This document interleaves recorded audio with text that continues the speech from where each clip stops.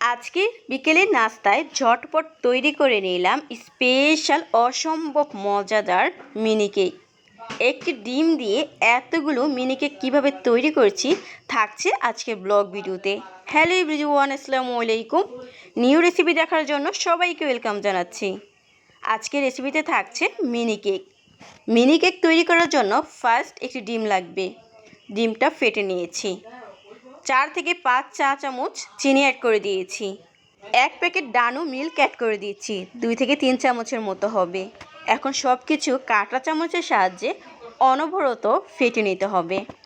যখন ফেটে যাবে ওই পর্যায়ে স্বাদ মতো লবণ দিয়ে দিতে হবে। চা চামচে হাফ চা চামচ লবণ দিয়ে দিয়েছি।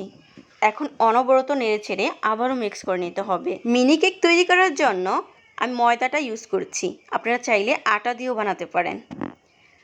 4 থেকে 6 চামচের মতো ময়দা অ্যাড করে দিচ্ছি। এখন হাতে মাখিয়ে ভালো মতো ডোটা তৈরি করে নিতে হবে। সামান্য পরিমাণ ব্যাটার বা ঘি অথবা রান্নার রেগুলার তেলও ইউজ করতে পারেন মাখানোর সময়। সামান্য পরিমাণে খাঁটি গরুর দুধ দিয়েছি, হাফ কাপ হবে। ডোটা তৈরি করে নিয়েছি। চুলাতে একটি প্যান বসিয়ে দিয়েছি। 2 কাপের মতো রান্নার তেল দিয়ে তেলটা যখন গরম হয়েছে ওই পর্যায়ে মিনি কেকগুলো অ্যাড করে দিয়েছি। চাইলে বাচ্চাদেরকে এইভাবে বিকেলে নাস্তা দিতে পারেন, খুব মজা করে খাবে। বিকেলে নাস্তাটা খেতে অসম্ভব মজাদার ছিল, একদম কেকের মতো, খুব মজাদার।